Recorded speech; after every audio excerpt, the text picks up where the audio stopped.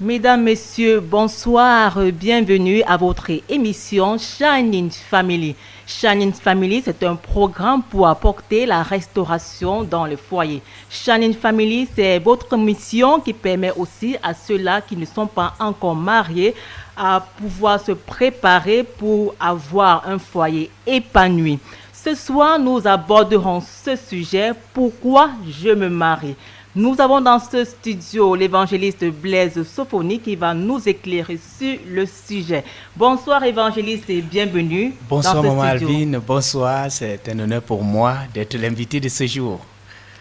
Merci évangéliste Blaise Sophonie, auditeur de la 89.3 FM. Au micro de présentation, je suis Alvin Bandi, journaliste et servante de l'Éternel.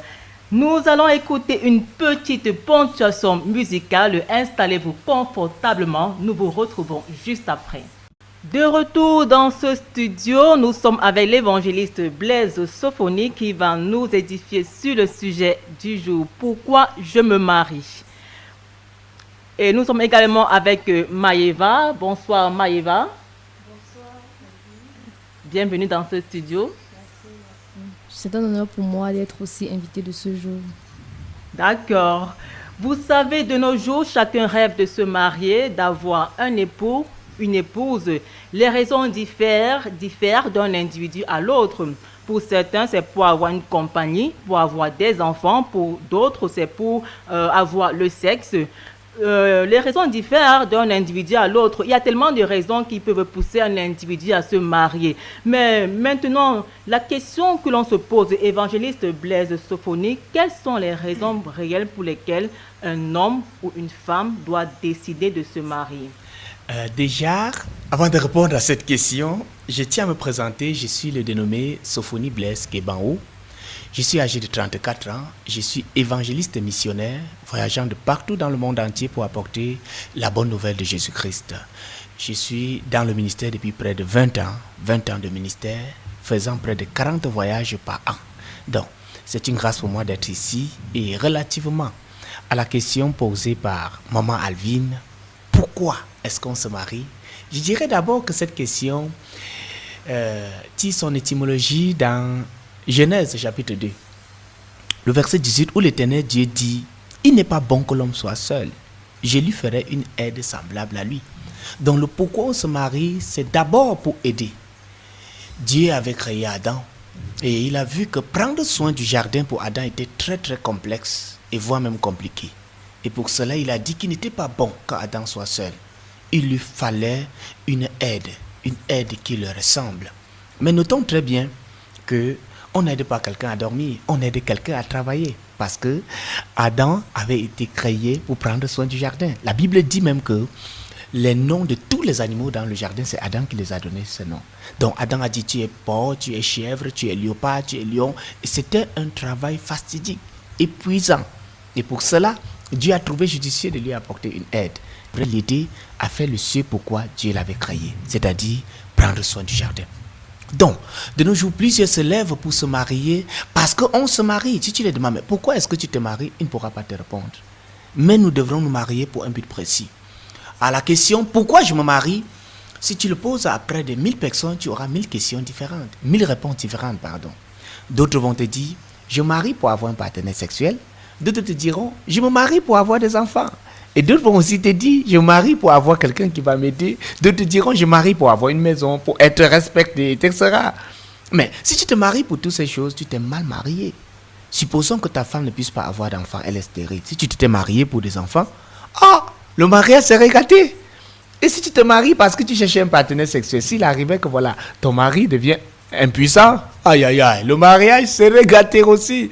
Et si tu te mariais tout simplement pour avoir quelqu'un qui va prendre soin de toi. S'il arrive que ton mari ou ta conjointe devient infirme ou impotent, le mariage serait gâté. Donc on ne se marie pas premièrement pour tous ces objets, mais on se marie pour un objectif précis. D'abord un objectif. Vous savez, l'objet peut suivre un objectif, mais d'abord il est capital de se marier pour l'objectif. Je prends un exemple. S'il arrivait que voilà, mon objectif soit d'être ministre au Cameroun, en poursuivant mon objectif qui est d'être ministre, je peux avoir l'objet qui est les voitures, l'argent, la réputation, la gloire. Mais s'il arrive par ricochet que je puisse laisser l'objectif qui est d'être ministre pour poursuivre la voiture, c'est possible de rater l'objectif à cause de l'objet. Et il y en a beaucoup de personnes de nos jours qui ont eu à abandonner l'objectif tout simplement parce qu'ils poursuivaient l'objet et ils ont fait naufrage dans leur vie. Exactement. Évangéliste Blaise Souponi, vous avez dit dans vos propos qu'on ne se marie pas pour avoir des enfants. Mais dans Genèse 1, verset 28, il est écrit « Dieu les bénit et leur dit, soyez féconds, multipliez et remplissez la terre. » Ne peut-on pas comprendre par là que Dieu a créé le mariage pour que l'homme et la femme assurent une descendance sur la terre? C'est une très bonne question, mais je tiens à dire que si le but premier du mariage était la procréation, je vous assure en vérité, c'est que lorsque tu n'es pas marié, l'enfant n'entre pas, en termes camerounais. Donc naturellement, si c'est c'était le but premier du mariage, la procréation, c'est que lorsque tu n'es pas marié, couche avec n'importe quel homme, tu ne serais jamais enceinte. Et ce n'est que quand tu serais marié que voilà, l'enfant pourrait venir. Mais je tiens à nous dire que le but premier du mariage n'est pas d'abord pour la procréation. C'était pour prendre soin du jardin. Ça, c'était le cas pour Adam. Mais pour toi et moi, le ce pourquoi Dieu nous a créés, c'est ce que j'appelle le but, l'objectif.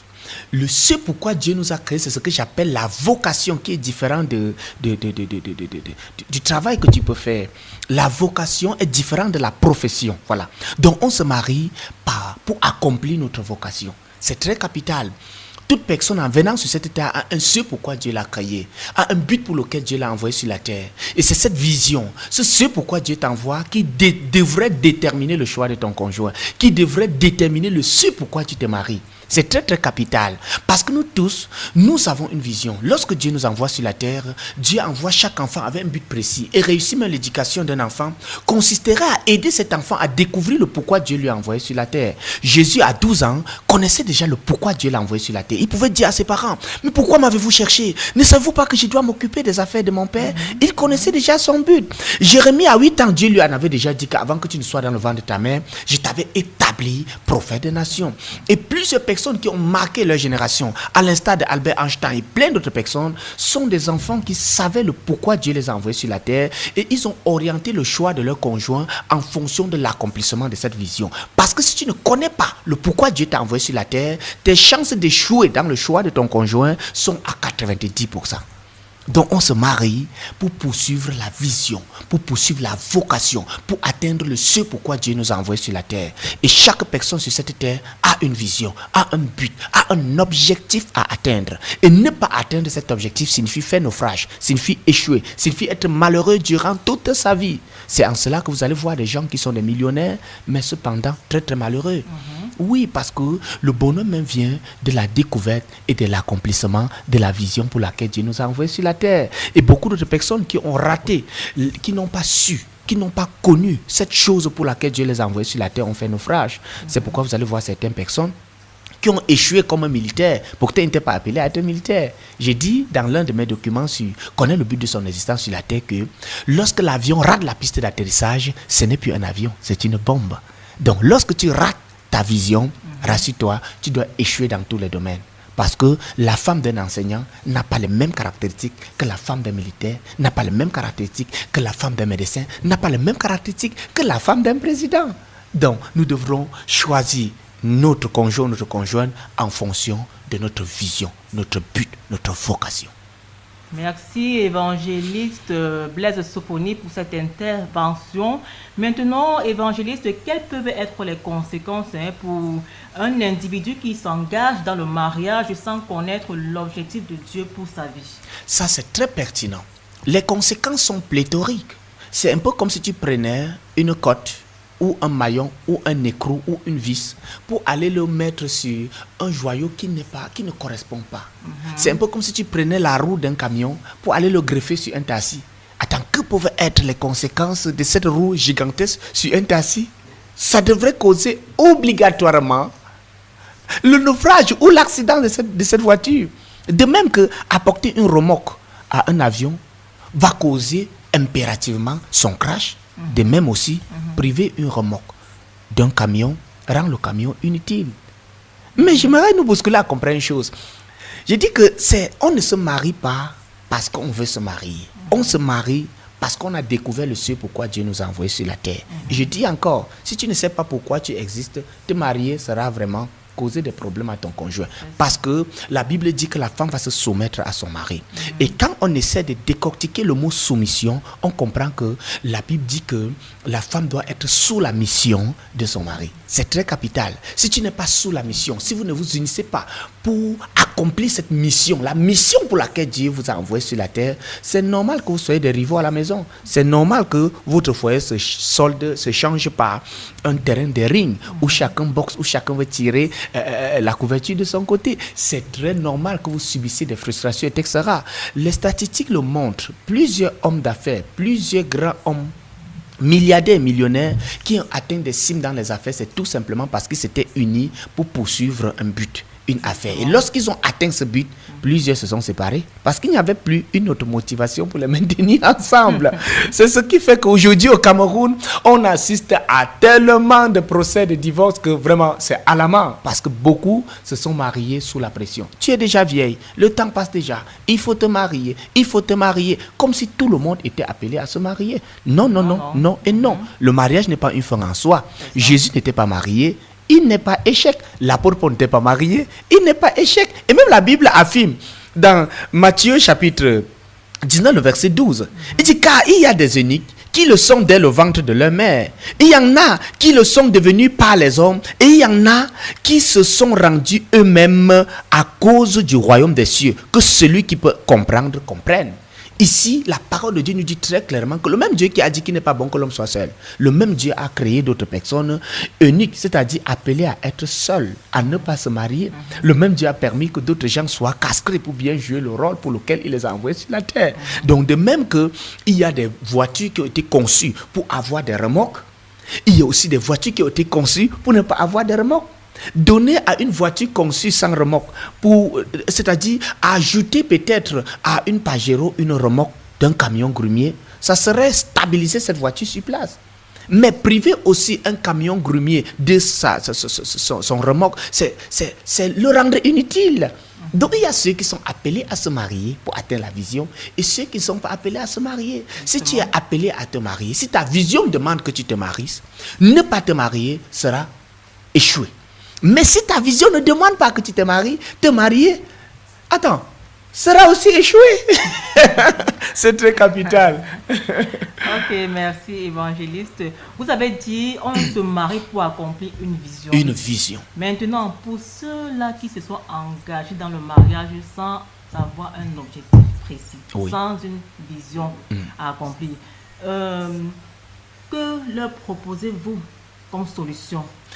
Pour ceux qui se sont engagés dans le mariage, sans connaître le but pour lequel ils sont engagés, je tiens déjà à dire à ces personnes, soyez fortifiés parce que ce n'est pas facile. Ce sont des gens qui pleurent, ce sont des gens qui en souffrent, ce sont des gens qui bataillent. Ce sont des gens qui passent des nuits à gémir et qui ont fait du mariage l'objet de leur intercession. Ils prient chaque jour, Seigneur, que mon mari change, Seigneur, que ma femme change. Pourtant, ils devraient prier pour accomplir la vision. Ils devraient s'asseoir pour réfléchir sur comment faire pour atteindre tel but. Pour ceux-là, je leur dis déjà courage. Pour ces pasteurs, pour ces femmes de pasteurs, je leur dis courage, courage vraiment. Et je veux tout simplement vous bousculer à comprendre que le mariage n'est pas une fin en soi, ça c'est d'un, et que le bonheur ne se trouve pas dans le mariage. Je vais choquer quelqu'un en lui disant, mais je dis encore, le bonheur se trouve en Dieu.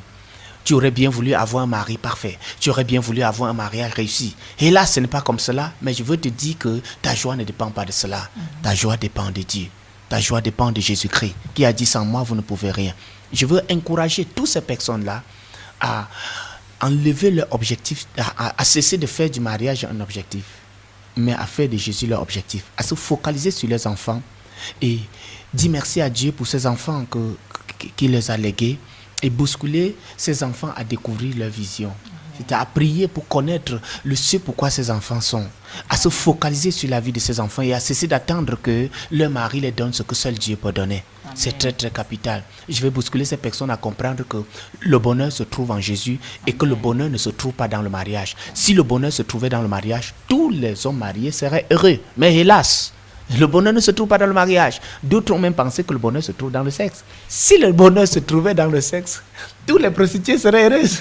Je n'ai jamais vu une prostituée heureuse. D'autres ont même pensé que ça se trouve dans l'argent. Non, non, non et non. Si ça se trouvait dans l'argent, tous les hommes seraient heureux. Mais nous ne pouvons pas ignorer ces pauvres millionnaires et ces misérables milliardaires qui accablent nos pays. Regardez comment ils ont des souris marketing. Regardez leur qualité belliqueuse, courroux. Comment ils peuvent claquer le feu, jeter sur 900 milliards et brûler sans que cela ne dise rien. Ce sont des plus malheureux que je n'ai jamais vus. Et je veux dire à tous ceux-là qui cravaient des situations de désarroi, tous ceux-là qui ont mal choisi, que Jésus leur tend la main et il est prêt à les aider à traverser ces situations. Il suffit simplement qu'ils acceptent sa main d'amour en laissant Jésus les aider à 1. Se pardonner eux-mêmes, 2. Pardonner à leur conjoint, 3. Se focaliser sur ce pourquoi Dieu les a créés et supplier le Seigneur de les aider à réussir l'éducation de leurs enfants. Voilà ce que je peux dire à plusieurs personnes qui ont raté le choix de leur conjoint. Merci. Merci à vous, évangéliste Blaise Sophonie, pour ces conseils. Merci pour cette intervention enrichissante. Amis auditeurs, je vous propose de souffler un peu en musique. Nous vous retrouvons juste après. Merci à la technique pour cette ponctuation musicale. De nouveau dans ce studio, nous sommes toujours en compagnie de l'évangéliste Blaise Sophonie et de Maëva Galleux.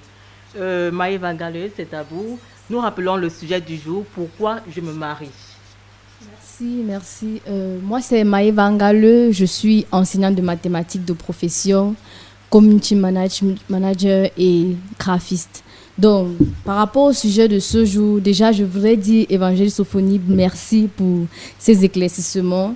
Mais ma question est celle de savoir, les païens disent que pour une femme, il y a un homme parfait.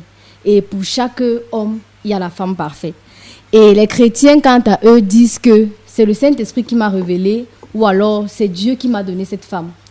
Puisque Dieu ne donne plus les femmes aux hommes, parce que déjà il a donné Ève à Adam, Adam va accuser sa femme de l'avoir fait manger le fruit défendu. Donc puisque Dieu ne donne plus de femmes aux hommes de nos jours, comment donc faire pour connaître la femme parfaite qui nous est destinée, ou alors l'homme parfait qui nous est destiné? Ça, c'est une question pertinente. Déjà, c'est vrai, ce que vous affirmez est très juste. Lorsque Dieu a présenté Ève à Adam, premièrement, ça l'a coûté une accusation. Adam a dit, la femme que tu as mise près de moi. Mais lorsque nous regardons dans Osée, Dieu dit à Osée, va prendre pour femme une prostituée. Hein? Ça, c'était dans un cadre précis parce que Dieu voulait que Osée, lui, puisse ressentir ce que lui, Dieu ressentait lorsque le peuple le quittait pour aller adorer d'autres dieux. Mais pour nous, sur la nouvelle alliance, il est capital de comprendre que la Bible dit dans Romains chapitre 12 que, afin que vous discerniez ce qui est bon, agréable et parfait.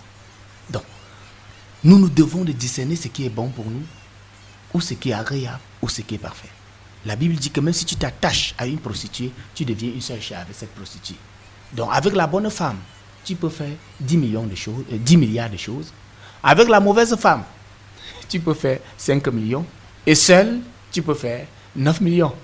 Donc, soit tu choisis bien et tu réussis, soit tu choisis mal et tu tombes. Je connais des grands hommes de Dieu qui ont mal choisi et qui ont fait naufrage dans le ministère. Je connais plusieurs qui ont été tués par leurs femmes. Je connais plusieurs professeurs, docteurs qui sont allés enterrer leur appel, leur vision dans le mariage. Ils n'étaient pas appelés à se marier, mais à être ceux-là qui devraient découvrir des produits, des médicaments qui devraient résoudre le problème de la société. Donc, premièrement, je tiens à dire que connaître l'homme ou la femme parfait revient à connaître d'abord sa vision. Et lorsque tu connais ta vision, il y a des critères à remplir. Ce que j'appelle le critère de la maturité. Est-ce que celui que tu veux choisir est mature? Est-ce que celui ou celle que tu veux choisir est mature psychologiquement, est mature spirituellement, est mature financièrement et même a une bonne fondation?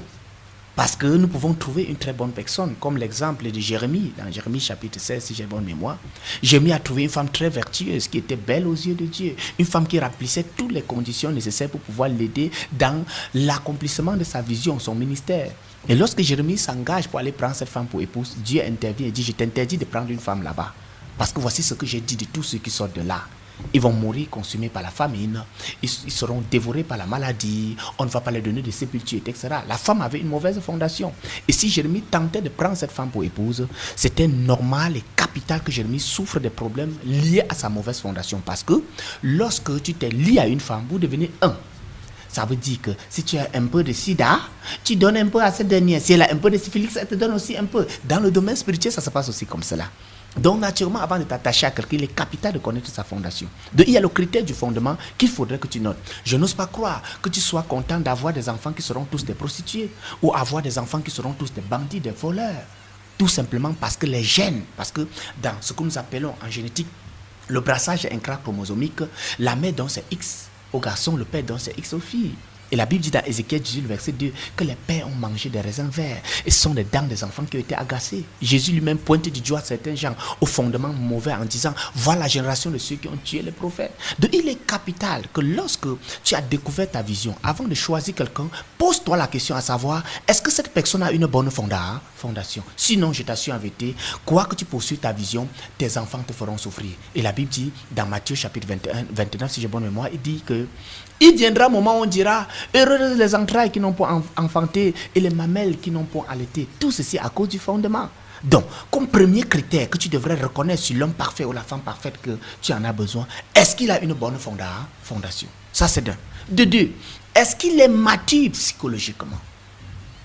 Parce qu'il y a des personnes qui ont la maturité physique, c'est-à-dire, tu vois un bel homme très beau, il a 40 ans, il a 30 ans, il a 29 ans, il est bien beau, il est même très beau, mais cependant, il réfléchit comme un enfant de 16 ans, c'est un vieux bébé.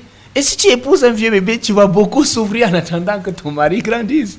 C'est très capital. Donc, il y a le critère de la maturité psychologique qu'il est bon d'y en savoir. Est-ce que ce dernier est mature? Est-ce qu'il est psychologiquement mature?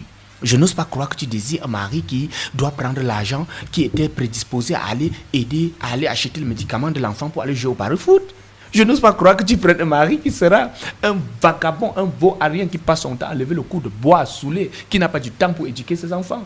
Et fais donc de ta maison un centre de formation de saints pour Kondengui et pour Newbel. Non, non, non, non. Donc, il y a ce que j'appelle la maturité psychologique, qui est aussi important d'en juger. Premièrement, maturité fondamentale. Deuxièmement, la maturité psychologique. Troisièmement, la maturité financière. Il faudrait que ce dernier soit capable de pouvoir présenter même une dot si on lui en demandait.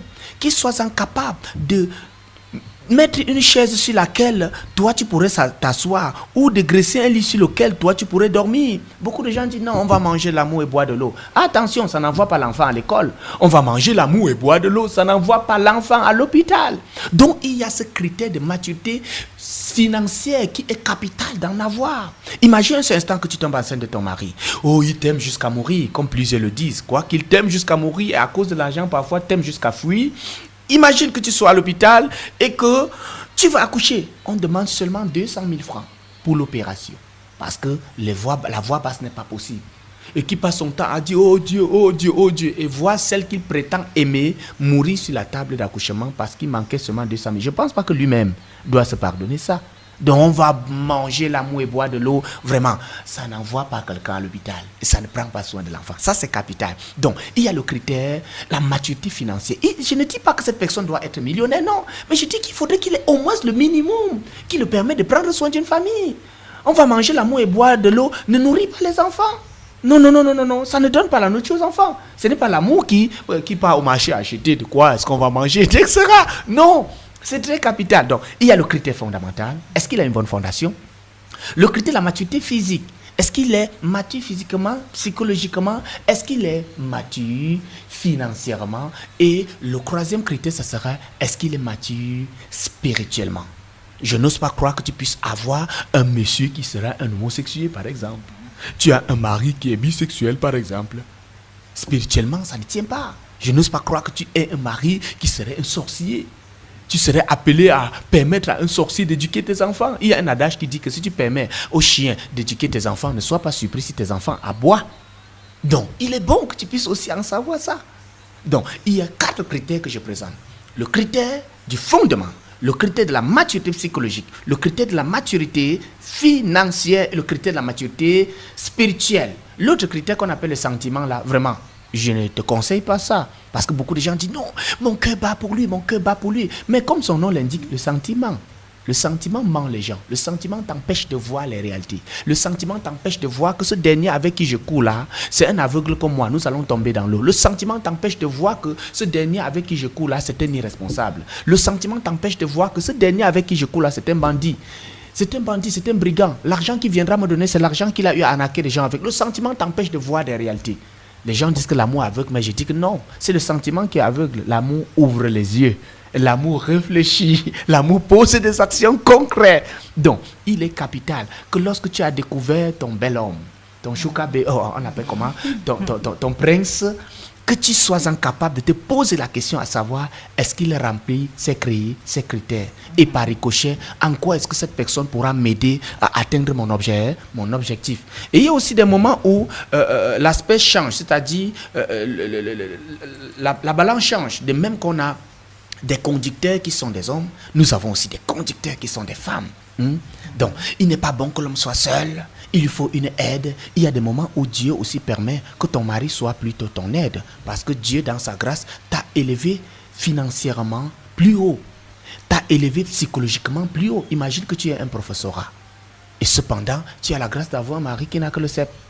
Est-ce que parce qu'on a trop dit, la femme va se soumettre comme si la soumission était l'esclavage, tu dis à ta femme qui est professeure à l'université de venir s'asseoir à la cuisine et que toi tu vas te défricher au champ pour nourrir les enfants? Non. À partir de ce moment, tu dois être humble, toi homme qui m'écoute, à pouvoir laver les enfants pendant que maman va chercher de quoi est-ce qu'on va pourvoir aux besoins de la maison. Regardez l'exemple de George Mayer.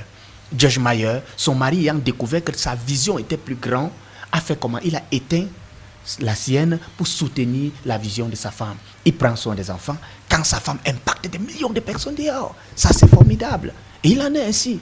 Il y a des cas où Dieu permet que ce soit la femme qui soit aux commandes et que toi tu viens comme soutien pour ta femme. Et ça ne devrait pas être un complexe. Pour ces hommes complexés là, faisons très attention. C'est très très capital. Donc, jeune fille, il est capital que tu saches que si tu as trouvé ton prince charmant, il faudrait qu'il remplisse au moins ces 4 critères. Je crois que ma réponse satisfait ta question, ta demande. Oui, elle est très satisfaisante. Merci. Ok. La deuxième question que j'ai, elle va directement avec ce que vous venez de dire. Oui. Vous avez dit qu'il faut le critère du fondement, si la personne a une bonne fondation. Oui. Il faut le critère de la maturité financière. Oui. Il faut le critère de la maturité. Il faut remplir ces critères, oui. Il faut 4 critères que vous avez cités. Maintenant, il y a ce critère de maturité financière qui me pose problème. Parce que ce thème aujourd'hui est tellement controversant. C'est relatif. Donc, dire qu'on est riche varie d'une personne à l'autre, franchement. Donc, est-ce à dire que à cause de l'argent ou à cause du fait que je ne suis pas prête financièrement et que je remplis tous les autres critères, je ne vais pas me marier, ou alors je vais me marier dans 10 ans si je parviens à être financièrement prête dans 10 ans. En fait, c'est ma préoccupation. C'est une très bonne préoccupation. Donc, naturellement, quand on parle de quelqu'un qui est riche, ce n'est pas quelqu'un qui a obligatoirement des millions. C'est la capacité à susciter la richesse. C'est la capacité à créer ce qui doit prendre soin. Puis quand on dit de quelqu'un qui est riche, c'est parce qu'il peut susciter ce qui peut produire la richesse. Ce qui est différent de ceux-là qui sont des pauvres millionnaires. Pauvres millionnaires parce qu'ils ont volé l'argent de l'État, ils ont détourné quelque part et ils sont en possession des millions. Vous allez voir beaucoup de personnes qui ont gagné peut-être le loto, ils ont des millions, mais après 3 ans, ils deviennent pauvres. Tout simplement parce que il n'est pas un millionnaire, mais il a entré en possession des millions. Donc, être riche signifie être responsable. En d'autres termes, être responsable, c'est-à-dire être capable de susciter des situations qui doivent créer, susciter des emplois qui doivent créer la richesse. C'est très, très capital. Donc, quand je dis qu'il faudrait que tu remplisses au moins ce critère de la maturité financière, c'est qu'il faut au moins un B.A.B.A. Il faut quand même une base. Sans cette base, je ne pense pas vraiment que tu puisses t'en sortir. J'ai donné un exemple tout à l'heure. Imagine un seul instant que ta femme soit sur un lit de contraction et qu'on désire l'opérer. On te demande seulement 200 000 francs, que tu sois incapable de donner ces 200 000 et que ta femme meurt sous tes yeux. Tu vas accuser la sorcellerie, mais je dirais c'est ta faute. Si tu t'étais préparé financièrement, si tu étais un battant, si tu savais comment faire pour que 25 devienne 50, je crois pour ma part que tu saurais comment faire pour que 10 000 devienne un jour 1 million. Voilà ce que nous demandons aux gens. Voilà ce que nous demandons même à nos fidèles lorsqu'ils viennent pour dire, papa, j'ai telle femme, j'ai telle soeur que j'aime bien, etc. Je ne dis pas, est-ce que tu as le million? Non, mais je te dis, est-ce que tu es riche? Tu as la capacité de susciter quelque chose qui pourrait te produire. Parfois, moi-même, je suis capable de lui dire, voici un apport, voici 500 000 par exemple. J'aimerais que dans 2 ans, que tu sois capable de me présenter 3 millions de francs. Parce que tu as fait fructifier les 500 000 francs. Et en ceci, il dit, waouh, si tu as pu faire fructifier 500 000 francs et c'est devenu 2 millions, ça veut dire qu'avec ta femme, tu pourrais davantage en faire. Parce que la motivation, le cri des enfants va davantage te motiver à t'élever, à courir. Parce que, imaginons un seul instant. Il y a des lois que Dieu a établies. On ne peut pas violer ces principes et s'en sortir. Il y a beaucoup de personnes qui, au nom de je n'ai pas l'argent, ont développé même des doctrines sur lesquelles la dot n'est pas biblique. Il ne faut pas doter. Non, non, non, non, non, non. La dot est satanique. Il n'y a pas la dot dans la Bible. Mais je dis encore que la seule chose que Dieu parle le plus dans la Bible concernant le mariage, c'est la dot. Eux, ils ne pourront pas te présenter un verset biblique qui te présente le fait que ce sont les gens qui sont réunis dans le temple pour bénir le mariage. Non, la bénédiction nuptiale n'est pas biblique. Et la bénédiction à l'état civil n'est pas biblique. La seule bénédiction, la seule chose que Dieu demande dans la Bible, c'est la dot. C'est la dot. Et je ne pense pas que tu vas te doter ta femme avec des cailloux.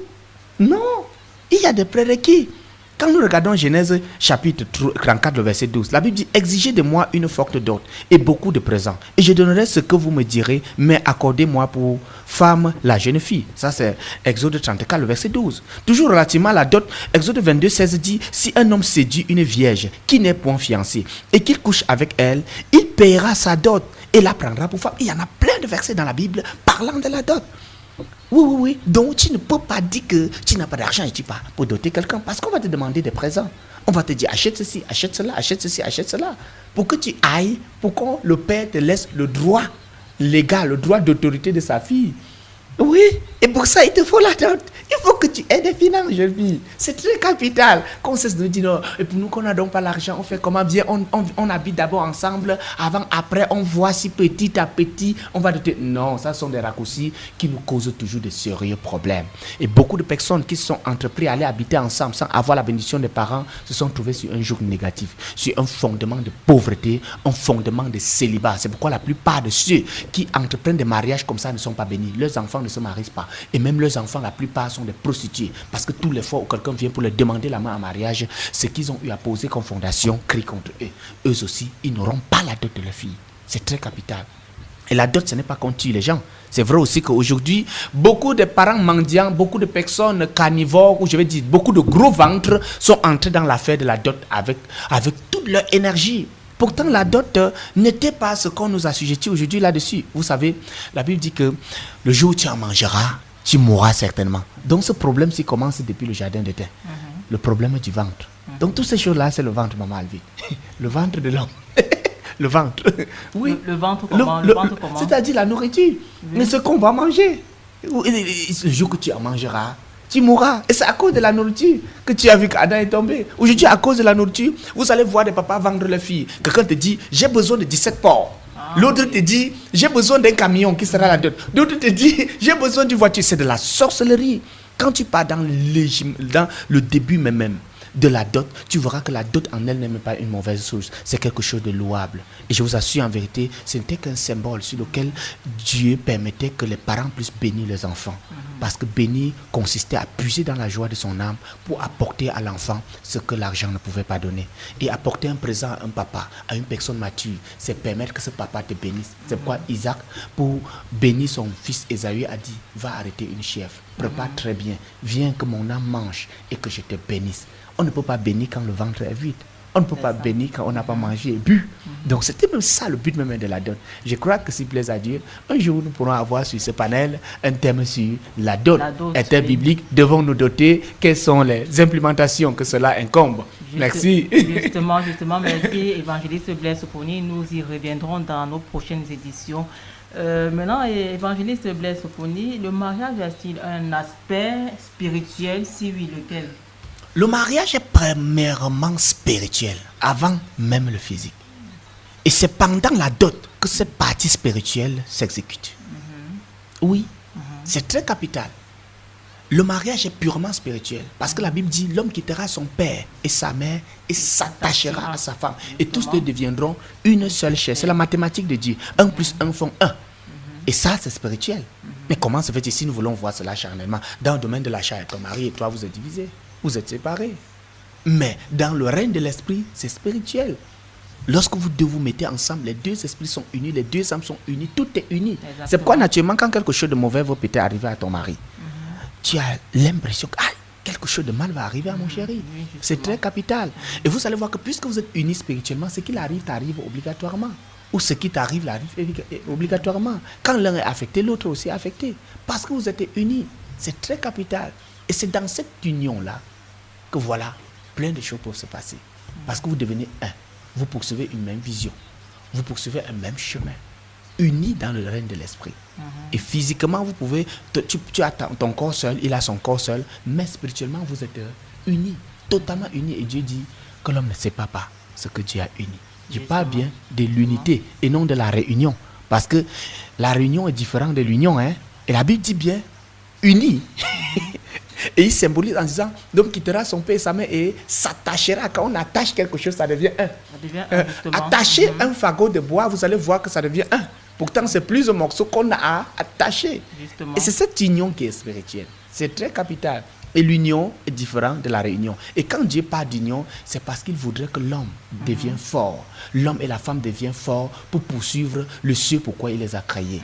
Parce que c'est l'union qui fait la force et non la réunion. Nous le savons tous. C'est un proverbe africain qui nous dit que l'union fait la force, ce qui est différent de la réunion. Nous pouvons nous réunir ici pour nous poignarder les uns les autres, mais si nous sommes unis, rien ne peut nous ébranler. Si nous sommes unis, nous partageons le même sang, nous partageons le même esprit, nous partageons tout. La Bible dit, efforcez-vous de maintenir l'unité de l'esprit, l'unité de l'amour, l'unité de l'esprit par le lien de l'amour. Et lorsque nous sommes unis, nous sommes un. Nous poursuivons, nous avons la même vision, nous avons le même objectif. Donc, tes membres sont unis à ton corps. Et jamais ta main ne pourra crever ton œil. Et jamais ton pied ne pourra frapper sur ton ventre. Non. Ils sont tous unis. C'est pourquoi ils poursuivent un même objectif. Là où l'œil dit allons, on part ensemble. Là où le pied dit allons, nous allons ensemble. Et quand tu es attaché à ton mari, imagine un homme qui est attaché, même pas un pagne, bien serré là. Et on vous dit avancez. Dis-moi, est-ce que quelqu'un pourra dire qu'il est il court plus vite? Non, vous allez courir ensemble. La vitesse de l'autre, elle va conditionner la vitesse au même rythme. Est-ce que tu pourras tourner et regarder à gauche et lui il regarde à droite? Non, vous allez ensemble. Si vous voulez tourner, vous tournez ensemble. Si vous voulez monter, vous montez ensemble. C'est ça même le but de Dieu. Il voulait que l'homme et la femme soient attachés pour poursuivre une même vision. Et que cette union les rend plus forts comme un tas de balais qui, étant unis par le lien, est imbrisable, incassable. C'est très capital. Et tout ce que Satan œuvre à faire, c'est de briser ce lien. Je me rappelle un jour, il y a des satanistes aux États-Unis d'Amérique qui ont gêné près de 121 jours pour que Satan détruise les unions, c'est-à-dire les unions des hommes de Dieu. Et je vous assure, beaucoup de pasteurs, beaucoup de grands hommes de Dieu aux États-Unis d'Amérique ont vu leur couple séparé et leur ministère saccagé. Parce que tant que cette union devrait être séparée, le ce pourquoi ils étaient là était saccagé. C'est très capital. C'est pour cela que c'est très important de prier pour son mariage. C'est très important de prier pour l'unité dans le mariage. Ah oui. Parce que c'est cette union-là qui fait la force. Ah oui. Ok, merci évangéliste. Nous allons poursuivre. Évangéliste, aujourd'hui, le sentiment est le premier critère sur lequel les mariages aujourd'hui sont fondés. Pour ne pas dire souvent le coup de foudre. Oui. Comment donc aider quelqu'un qui vient nous dire, je veux me marier, mais je me rends compte que cette personne ne lui correspond pas, mais il lui est réellement attaché à cause du sentiment. Waouh. Le sentiment, je dis encore que nous devons éviter les tombeurs et les tombeuses amoureuses comme la peste. Parce que le sentiment, c'est pour moi, je définis le sentiment comme le manque de la discipline de ses pensées. Et quand tu n'es pas discipliné dans tes pensées peuvent quitter ta boîte crânienne pour se déverser sur un X. Et demain, la même indiscipline permet que tes pensées quittent de ta boîte crânienne pour se déverser sur un Y. Et tu diras à l'autre, je te barre, je suis maintenant avec X. Je te barre, je suis avec Y. Et tu verras que pour plusieurs, étant même mariés, qui sont des sentimentaux là, tu marches avec ton mari et tu es étonné de voir que quelqu'un frappe la porte d'une voiture là, pax. Celui dont tu avais arrêté la main se tourne. Et tu le dis même, chérie, on avait dit, il est déjà en train de rêver qu'il est avec l'autre. Parce que Ces pensées sont versées sur l'autre. C'est très, très capital. C'est en cela que je dis que le sentiment, ça ment les gens. Le sentiment, c'est le manque de discipline de sa pensée. On laisse que le flot de sa pensée se déverse sur un X, c'est un Y, et ce n'est pas bon.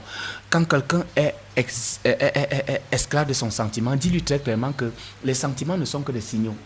Ce sont des signaux que le corps donne. Ce sont des signaux que l'âme donne. Et nous ne sommes pas obligés de marcher suivant ces signaux-là. Lorsque tu es peut-être à voiture, tu roules dans un boulevard et que tu arrives dans un endroit où, en fait, dans un carrefour et que la plaque de signalisation met feu rouge, c'est un signal. Tu peux décider de t'arrêter comme tu peux décider d'avancer. Imagine que ça mette feu vert et qu'il y ait un infirme devant toi. Ça dit avance, mais est-ce que toi tu dois avancer? Tu décides de ne pas avancer parce que tu privilégies, tu donnes la priorité à la personne qui est encore sur la chaussée.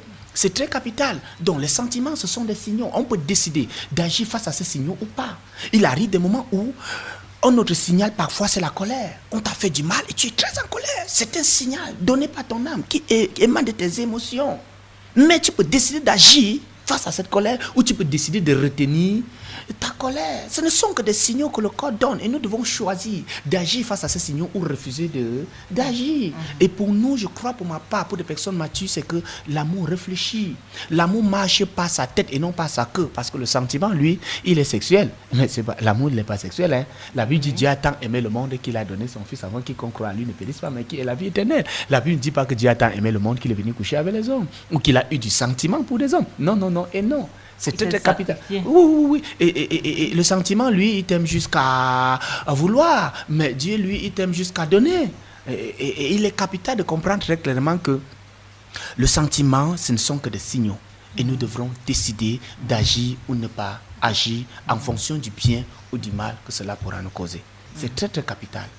Parce que j'aime X. Je crois pour ma part que l'amour n'étant pas sentimental, l'amour n'étant pas vraiment sexuel, il est capital qu'on puisse pousser cette personne à comprendre que ce sont les animaux qui marchent avec leur queue. Mais l'amour, lui, marche avec sa tête. Les hommes réfléchissent. J'ose croire que quelqu'un me comprend bien. Parce que quand il voit quelqu'un qui est sentimental là, il ne peut pas s'empêcher même de se jeter sur sa propre fille à la maison. C'est pourquoi vous allez voir certains pasteurs qui ont couché avec leur propre fille, certains serviteurs qui ont couché avec leur propre fille, certains parents qui ont fait de leur fille leur femme. J'en ai assisté à plusieurs qui ont même chassé leur femme pour rester avec leur fille. J'en ai assisté à un autre, les moutons, qui lui a couché avec sa fille. Et lui a même fait avorter sa première fille. À cause du sentiment. À cause du sentiment. C'est très, très capital. Mais pourtant, il pouvait dire stop, c'est ma fille. C'est ma fille. Marco, si tu veux, lève-toi. C'est toi qui parles là-bas, je t'attache. Tu ne bougeras pas. Donc c'est possible pour un parent d'avoir les sentiments pour son enfant. Oui. Parce qu'il y en a plusieurs qui n'arrivent pas à retenir ce flot. C'est très capital. Naturellement, quand ton langage d'amour est comblé, rassure-toi, tes sentiments vont se déverser vers la personne. Oui, il suffit que tu aies un enfant qui comble ton langage. Un enfant qui sait quand papa a besoin de ceci, quand papa a besoin de ceci, quand papa a besoin de ceci. Et s'il arrive d'un papa qui est sensible au langage du toucher, il prendra plaisir à être toujours avec cet enfant, à laisser cet enfant lui caresser, etc. Et puisque l'homme est fait ainsi, il va se lever. Sa queue va se lever. C'est très capital. Donc, il est capital que tu pousses cette personne à comprendre que les hommes ne marchent pas avec leur cœur, mais ils marchent avec leur tête. Ça, c'est d'un. Et que Dieu nous a dit que la maîtrise de soi est un fruit de l'esprit. Nous devons apprendre à nous maîtriser. Et nous sommes libres de pouvoir obéir à nos sentiments ou pas. Et que l'amour n'est pas le sentiment. L'amour va au-delà du sentiment. Le sentiment peut finir avec le temps, mais l'amour ne finit jamais. Ceux qui sont mariés avec le sentiment ont vu ce sentiment s'éteindre après autour 1 an ou 2 ans et le chaos s'est installé. Mais pourtant, ceux qui sont mariés par amour ont vu leur couple être croissant, aller d'accomplissement en accomplissement, de joie en joie, de gaieté en gaieté, d'épanouissement en épanouissement. Et il est capital que nous bousculons cette personne à comprendre très clairement que lorsque tu aimes quelqu'un, même s'il arrive que cette personne, son choix ne se pose pas sur toi, je ne sais en quoi est-ce que tu devrais être fou furieuse ou être celle-là qui est prête à te suicider parce que cette personne a choisi une autre. Si je prends par exemple le fait que peut-être j'aime Maëva, ça c'est un exemple, et que Maëva, elle, trouve plaisir à pouvoir aller épouser une autre personne et non moi. Parce que je l'aime, je serais content de lui voir être épanoui avec un autre. En quoi est-ce que cela devrait me bousculer à me suicider, à être jaloux, à vouloir me venger, etc. En quoi? Tout simplement parce que c'est de l'amour.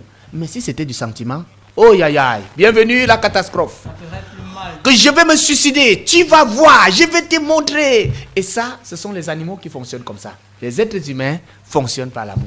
Ils marchent avec leur tête et non avec le cœur. Voilà ce que tu devrais expliquer à cette personne et bousculer cette personne à contrôler ses sentiments parce que c'est possible de le contrôler.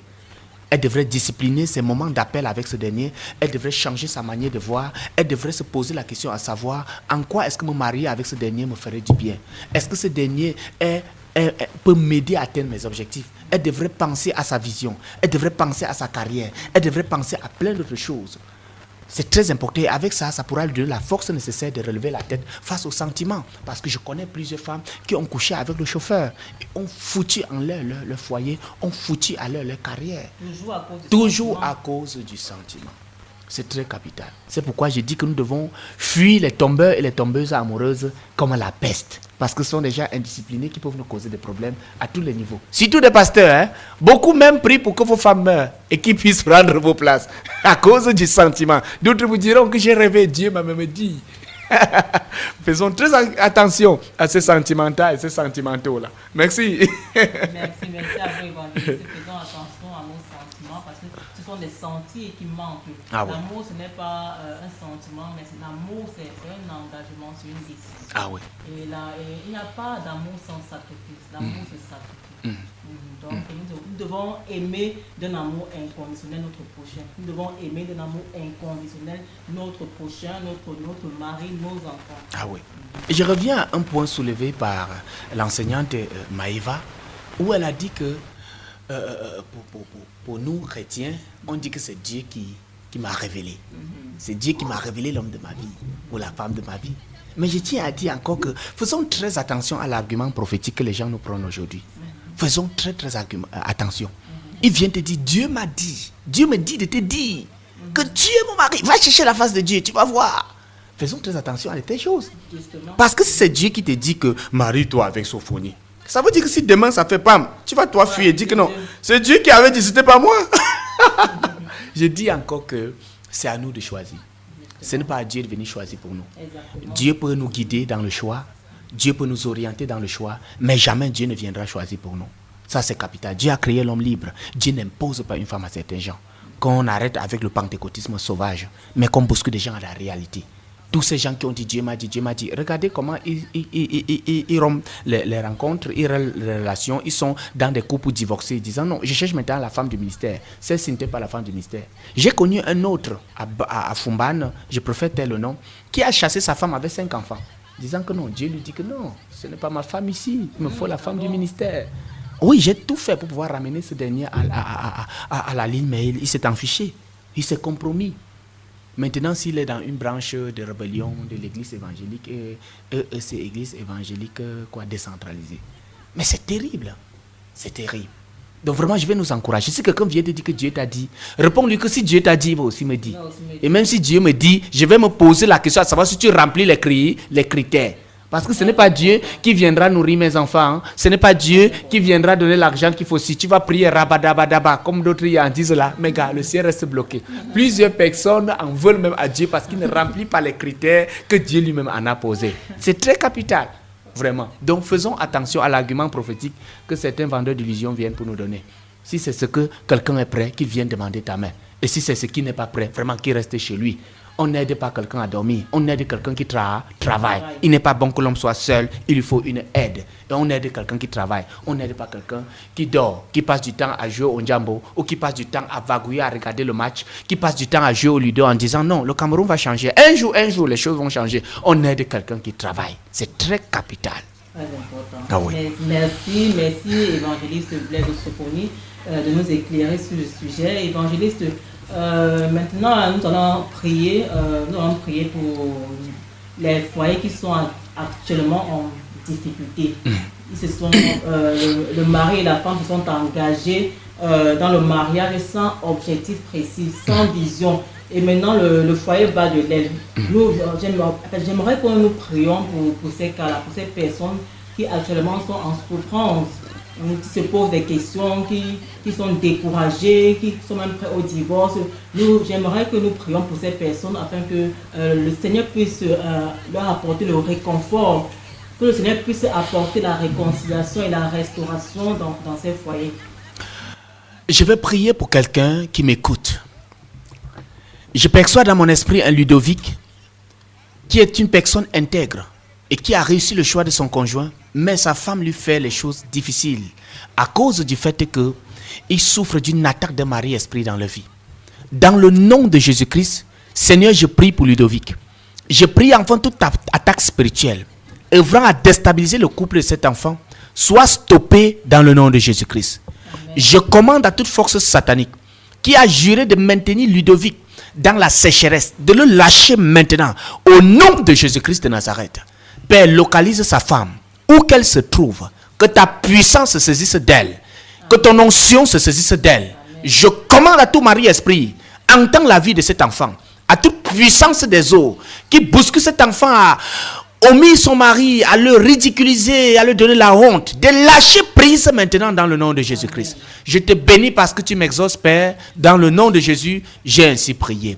Éternel, je lève la voix pour tous les couples de pasteurs, pour toutes les femmes pasteurs qui subissent le vol, qui subissent l'outrage, qui subissent toute catégorie d'ignominie et de honte de la part de leur mari, qui subissent l'ignominie et la honte de la part de leur conjoint. Je prie, Seigneur, enfant, que tu visites les cœurs, que tu guérisses les cœurs fragilisés, que tu guérisses les cœurs blessés. Amen. Je prie, enfant, tu viennes au secours de leurs faiblesses et leur donne la force nécessaire d'éduquer les enfants, de combler le cœur de leurs enfants, abandonnés par leurs parents, au nom du ministère. Seigneur, viens au secours de ces femmes et accorde les grâces, force et détermination.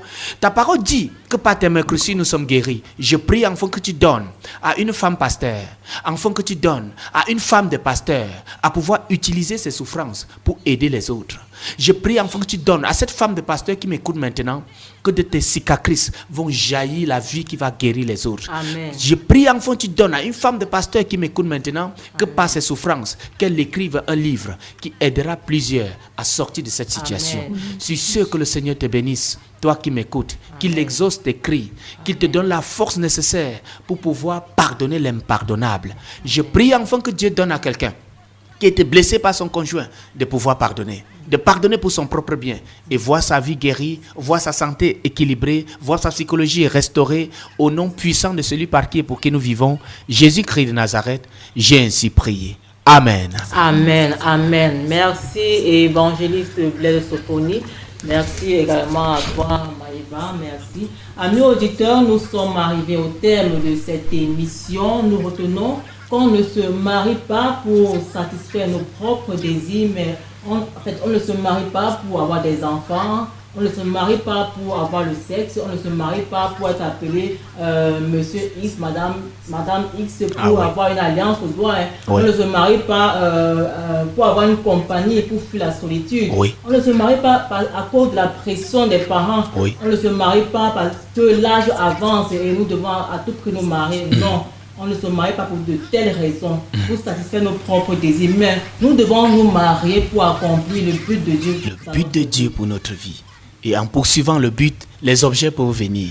En poursuivant le but, tu pourrais avoir des enfants, tu pourrais avoir le plaisir sexuel, tu pourrais avoir l'amour de ton mari, etc. Mais ne détruis pas l'objectif pour l'objet. Poursuis l'objectif et l'objet viendra seul. Merci, merci. Donc, l'homme et la femme doivent se mettre ensemble pour accomplir une vision, pour se compléter mutuellement. Nous vous disons merci, chers auditeurs, de votre attention. Merci à vous, évangéliste Blaise Sophonie, d'avoir honoré. Merci, maman Alvin. Merci. Merci à vous, Maïva Galel. Merci. Chers auditeurs, si vous avez des questions ou préoccupations, vous pouvez nous écrire à ce numéro WhatsApp 679 11 14 47. Je répète 679 11 14 47. Merci à la technique, merci à tous ceux qui nous accompagnent dans la réalisation de cette émission. À la technique, c'était Roland. À la présentation, je suis Alvin Bandi, votre humble servante. Nous vous donnons rendez-vous mardi prochain, même heure, pour une autre édition. D'ici là, portez-vous bien. À bientôt.